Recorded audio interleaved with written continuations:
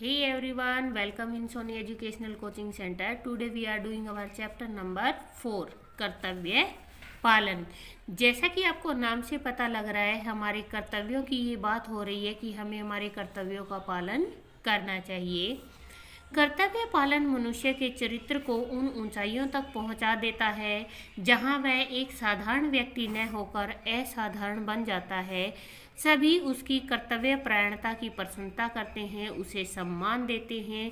यह कार्य निश्चित रूप से बड़ा कठिन परंतु साहसी और दृढ़ निश्चयी लोगों के लिए कोई कठिनाई नहीं होती। प्रस्तुत एकांकी में लेखक ने कर्तव्य पालन के ऐसे ही उदाहरण को हमारे सामने प्रस्तुत किया है। इस एकांकी को अगर बच्चों को आपको समझाना है तो आप इसे एक नाटक के रूप में बच्चों को बताइए। यहाँ पे इसमें पात्र कौन है? राजा है, वन रक्षक। वन रक्षक कौन होता है? जो वन की रखवाली करता है, जो जंगल की रखवाली करता है, और राजा के दरबारी हैं। स्थान कहाँ का है? जंगल का रास्ता। और समय कब का है? शाम का। राजा जंगल से निकलकर एक रास्ते के किनारे खड़ा है। अब राजा यकायक, यह तो किसी के घर का रास्ता है, यह सबके लिए खुला नहीं हो सकता। खड़े खड़े होठों पर उंगली रखकर, मैं राजा हूँ। आश्चर्य है, अंधेरा मेरा कुछ भी परवाह नहीं करता, वह बढ़ता ही आ रहा है। मामूली आदमी की तरह मैं भी भूल और भटक सकता हूँ। पूर्व पश्चिम उत्तर दक्षिण दिशाएं भी जो मेरा आतंक मानती थी, इस समय सब चुप हैं। दरबार में बढ़ बढ़ कर बातें करने वाली मेरी बुद्धि इस समय नहीं बता सकती कि मैं किधर जाऊं। इस समय तो किसी भीख मंगे का कुत्ता भी मुझ पर भौंक सकता है, और वह भीख मंगा मिले तो मुझे सलाम भी न करे। और ये बढ़िया बढ़िया चमकीले कपड़े, ओह, मुझे तो पता चल गया कि मैं वास्तव में राजा ही नहीं, मनुष्य भी हूँ। किसी की आहट सुनता है, कोई आ रहा है, मुझे क्या करना चाहिए? क्या कुछ राजापन दिखाऊं? नहीं नहीं, फेंको इस राजापन के ढोंग को, मनुष्य होने का लाभ लो। यहाँ पर क्या है कि जो राजा है वो अपने दरबारियों के साथ कहाँ जाता है? जंगल में जाता है, और वहाँ पर वो अपना रास्ता भटक जाता है। अब रास्ता भटकने के बाद उसे एक घर दिखाई देता है, और उस घर के सामने खड़े होकर वो सोचता है कि मैं अंदर जाऊं तो कैसे जाऊं? मेरे से तो कोई अब डर भी नहीं रहा है, ना मेरे को कोई पहचानेगा। मैं तो एक साधारण इंसान जैसा हो गया हूँ। अगर मैं दरबार में रहता हूँ तो मेरी बुद्धि से, निर्णय से मैं बहुत अच्छे अच्छे काम करता हूँ, बट यहाँ तो मेरी जो निर्णय है लेने की जो क्षमता है, जो मेरी बुद्धि है, वो भी काम नहीं कर रही है। तो यहाँ पर राजा खड़ा खड़ा ये सोच ही रहा था कि तभी उसे किसी के पैरों की आवाज़ सुनाई देती है, और वहाँ आने के बाद देखता है कि कोई आ रहा है। तो राजा मन ही मन में सोचता है, क्या मैं इसे बताऊँ मैं राजा हूँ? लेकिन उसने सोचा नहीं, मैं उसे ये नहीं बताता कि मैं राजा हूँ। मैं ये देखूँगा कि साधारण इंसान बनकर कैसे जिया जाता है, मुझे तो उसका फ़ायदा लेना है। तो यहाँ पे वन रक्षक, जो जंगल का रखवाला है, वो आता है। वन रक्षक पूछता है, आज मैं बदमाश को पकड़ पाया, तुम कौन हो? अब राजा ने क्या कहा? मैं बदमाश नहीं, तुमको विश्वास दिलाता हूँ। वन रक्षक ने कहा, अच्छी बात है, किसने बंदूक चलाई? राजा ने कहा, मैंने नहीं चलाई। अब उस वन रक्षक को ये बात नहीं पता है कि वो एक राजा से बात कर रहा है। वन रक्षक तिरस्कार के स्वर में, तुम झूठ बोलते हो। राजा मन में, झूठ बोलता हूँ? कैसे दुख की बात है कि मैं राजा होकर एक अपराधी की तरह सुन रहा हूँ। परकट, तुम मेरी बात का विश्वास करो भाई, मैंने बंदूक नहीं चलाई। वन रक्षक, अच्छा अच्छा, इधर आओ। तुमने राजा के एक हिरण को गोली मारी, क्या नहीं मारी? राजा, नहीं, सचमुच नहीं, मैं खुद राजा का बहुत सम्मान करता हूँ। मैंने भी गोली की आवाज़ सुनी है, और मुझे भय है कि कुछ चोर या डाकू जंगल में छिपे हुए हैं। वन रक्षक, मुझे यकीन नहीं, खैर तुम कौन हो और तुम्हारा नाम क्या है? राजा अब एकदम से गंभीर हो जाते हैं, मेरा नाम।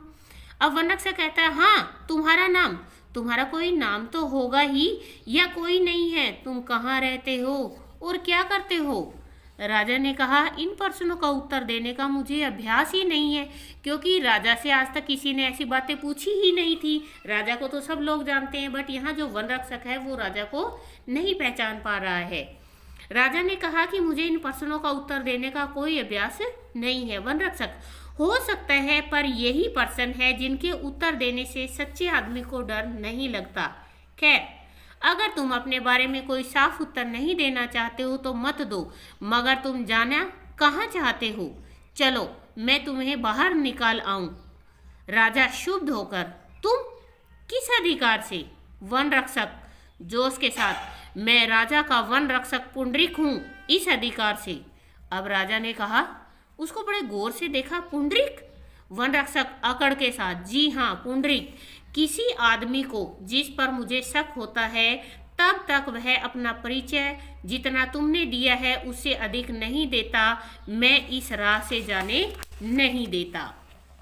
राजा ने कहा, अच्छी बात है भाई, मुझे बड़ी खुशी है कि मेरी तरह तुम भी राजा के एक अच्छे अफसर हो, अगर तुम विश्वास करो। वन रक्षक, नहीं, तुम विश्वास के पात्र नहीं हो।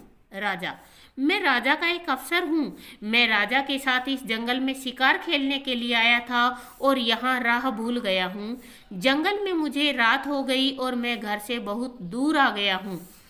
तो वन रक्षक, इसमें सच्चाई की कमी है। अगर तुम शिकार को निकले थे तो तुम्हारा घोड़ा कहाँ है? राजा, घोड़ा थककर गिर पड़ा, मैंने उसे छोड़ दिया। वन रक्षक, यदि तुम्हारी बात पर विश्वास न करूं? राजा, मैं झूठ नहीं बोलता भले आदमी। वन रक्षक, वाह वाह, दरबार में रहते हो और झूठ नहीं बोलते। राजा, खैर तुम जैसा समझो, मगर मैं झूठ नहीं बोल रहा हूँ, यह मैं तुमको विश्वास दिलाता हूँ। यदि तुम कभी राजधानी में आओगे तो मैं तुमको दिखा दूंगा कि मैं झूठ नहीं बोल रहा हूँ। जेब से निकालकर उन्होंने 1 रुपया निकाला और निकाल कर क्या कि उन्होंने पुंडरीक की ओर हाथ बढ़ाकर, यह लो इनाम, और आज रात को मुझे अपनी झोंपड़ी में रहने दो। वन रक्षक राजा का मुंह देखता है। यदि यह कम हो तो सवेरे तुम जो कहोगे वही तुमको दूंगा और खुश कर दूंगा। वन रक्षक अब जोर से हंसता है।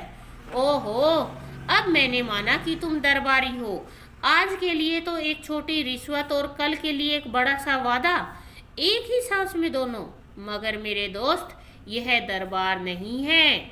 राजा क्रोध से, अब राजा को गुस्सा आ गया, तू एक नीच आदमी है, जबान संभाल कर नहीं बोलता। मैं तेरे बारे में अधिक जानना चाहता हूँ। वन रक्षक लापरवाही से, तू और तेरे शब्द को इस तरह लापरवाही से मत फेंको। मैं भी उतना ही भला आदमी हूँ जितने की तुम हो। राजा ने शांत होकर, क्षमा करो मित्र। वन रक्षक मुस्कुराकर, मैं क्रोध में नहीं, परंतु जब तक तुम्हारी सच्चाई पर मुझे संदेह है तब तक मैं तुमसे विशेष प्रेम भाव नहीं दिखला सकता। राजा, तुम ठीक कहते हो, परंतु मैं तुमको कैसे विश्वास दिला सकता हूँ? वन रक्षक, ओ, तुम जैसा मुनासिब समझो करो। राजधानी यहाँ से 10 मील 16 किलोमीटर पर तो है। तुम अभी राजधानी जाना चाहो तो मैं तुमको रास्ता बताऊंगा, और अगर तुम रात भर इस गरीब के घर में टिकना पसंद करो तो मेरे सिर आंखों पर रहो, सवेरे मैं तुम्हारे साथ चलूंगा।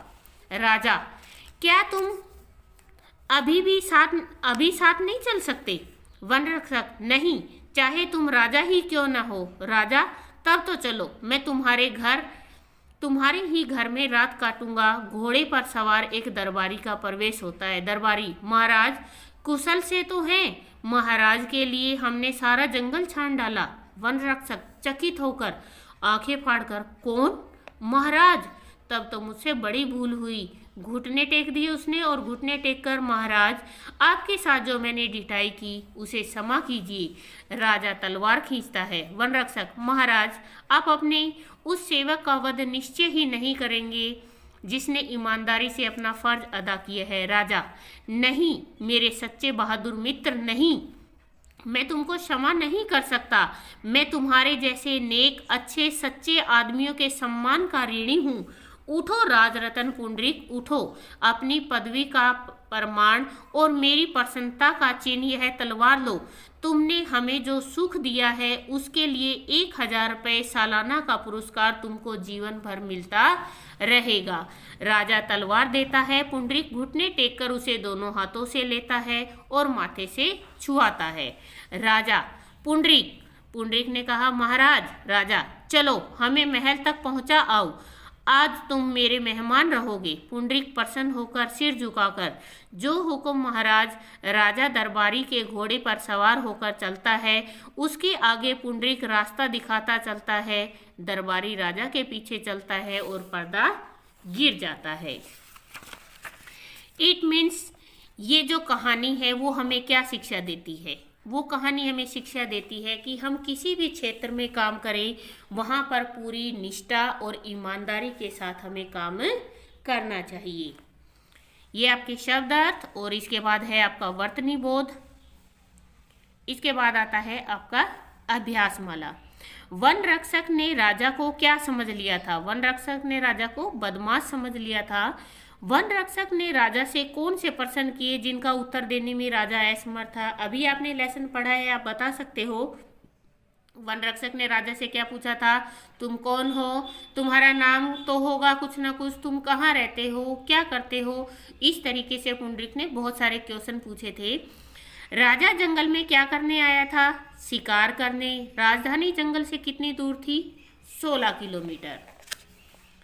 इसके बाद है सही विकल्प पर सही का निशान लगाइए। राजा भटक गया था क्या? रास्ता। ईमानदार था कौन?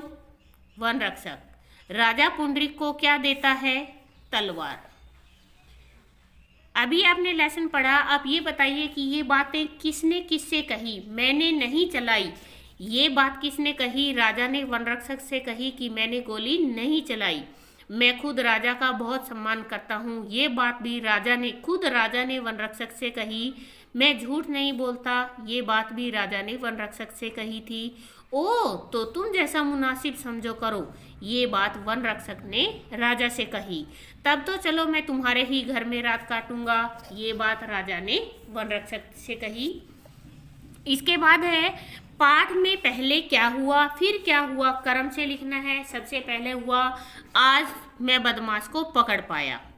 तुम कौन हो और तुम्हारा नाम क्या है? मैं राजा का वन रक्षक पुंडरीक हूँ। इस अधिकार से मैं तुम्हारे जैसे नेक अच्छे सच्चे आदमियों के सम्मान का ऋणी हूँ। और लास्ट में आएगा, आज तुम मेरे मेहमान रहोगे। इसके बाद है निम्नलिखित प्रश्नों के उत्तर दीजिए। वन रक्षक को राजा पर संदेह क्यों हुआ? वन रक्षक को राजा पर संदेह हुआ, यहाँ पे जो क्यों है इसको छोड़ देना। वन रक्षक को राजा पर संदेह हुआ क्योंकि राजा ने अपना पूरा परिचय नहीं दिया था। वन रक्षक द्वारा परिचय पूछने पर राजा क्या उत्तर देता है? वन रक्षक द्वारा पूछने पर राजा उत्तर देता है कि इन प्रश्नों के उत्तर देने का उसे कोई अभ्यास नहीं है। वन रक्षक को किस घटना से विश्वास हुआ कि ये व्यक्ति है ये दरबारी अफसर है? सबसे पहले यहाँ से शुरू होगा। जब राजा ने जेब से 1 रुपया निकालकर वन रक्षक को दिया तो वन रक्षक को विश्वास हुआ कि व्यक्ति दरबारी अफसर है। आप आंसर में किस घटना से नहीं लिखोगी। नेक्स्ट है, वन रक्षक को उसकी ईमानदारी का क्या फल मिला? वन रक्षक को उसकी ईमानदारी का यह फल मिला कि उसको 1000 रुपये सालाना पुरस्कार स्वरूप मिलने लगे। राजा ने उसे क्या कहा था कि उसको सारी उम्र 1000 रुपया सालाना मिलता रहेगा। इसके बाद आती है आपकी व्याकरण, और व्याकरण में सबसे पहले है निम्नलिखित वाक्यों में रेखांकित शब्दों के वचन बदलने हैं। वचन क्या होते हैं? जिनसे हमें संख्या के एक या अनेक होने का पता लगता है उसे कहते हैं हम वचन। और वचन 2 प्रकार के होते हैं, एक वचन और बहुवचन। एक वचन जिसे हमें एक वस्तु का पता लगता है, और बहुवचन जिसमें हमें एक से ज़्यादा का पता लगता है। तो रास्ता है एक, हम इसे बहुवचन बनाएंगे तो बन जाएंगे रास्ते। बंदूक, बंदूकें। गोलियां, ये आपका बहुवचन है, हम इसको एक वचन बनाएंगे गोली। रातें, ये आपका एक बहुवचन है, इसे एक वचन बनाएंगे, बन जाएगा रात, और तलवार से बनेगा तलवारें। इसके बाद है भाई मैंने बंदूक नहीं चलाई, इसमें करना क्या है, आपको उचित विराम चिन्ह लगाने हैं। भाई थोड़ा सा रुक के कोमा लगाया मैंने बंदूक नहीं चलाई और लास्ट में पूर्ण विराम। वाह, यहाँ पे आपका क्या आएगा, ये एक्सक्लेमेटरी साइन है, विस्मयादि बोधक चिन्ह जिसको हम बोलते हैं, और लास्ट में आपके लगेगा पूरा सेंटेंस लिखने के बाद आपका पूर्ण विराम। तुम कहाँ रहते हो और क्या करते हो, ये पर्सन पूछा गया तो यहाँ पे लगेगा पर्सनवाचक चिन्ह। नहीं चाहे तुम राजा ही क्यों ना हो, नहीं के बाद कोमा, चाहे तुम राजा ही क्यों ना हो, और लास्ट में लगेगा पूर्ण विराम। यहाँ पे आएगा नहीं के बाद कोमा, और मेरे सच्चे बहादुर मित्र, यहाँ पे आएगा आपका ये विस्मयादि बोधक चिन्ह, फिर नहीं के बाद कोमा, मैं तुमको समान नहीं कर सकता, और सत्ता के बाद पूर्ण विराम। इसके बाद है निम्नलिखित समुच्चय बोधक। समुच्चय बोधक शब्दों से वाक्य बनाने हैं आपको। यहाँ पे आपको दे रखा है लेकिन, इस लेकिन का आपको यूज करना है और आपको क्या बनाना है, सेंटेंस बनाना है। मैंने पूछा लेकिन उसने मना कर दिया, कि मैंने उसे पूछा तो था लेकिन उसने मना कर दिया, क्योंकि वह स्कूल नहीं गई क्योंकि उसके दांत में दर्द है। ताकि मीना छत पर गई ताकि वह पतंग उड़ा सके। या तुम चाय पीती हो या शरबत, बल्कि तुम्हें बाहर नहीं बल्कि अंदर जाना चाहिए। इसके बाद आता है कर्तव्य पालन किसे कहते हैं। कर्तव्य पालन होता है कि जब हम किसी भी, चाहे संस्था में काम करें या कहीं भी किसी भी कंपनी में काम करें, हम अपने काम को पूरी लगन, मेहनत, निष्ठा के साथ जब हम उस काम को करते हैं, वो हमारा कहलाता है कर्तव्य पालन। ये है आपका चैप्टर नंबर 4। प्लीज़ वीडियो को शेयर करें, लाइक करें एंड कमेंट करें। Thank you.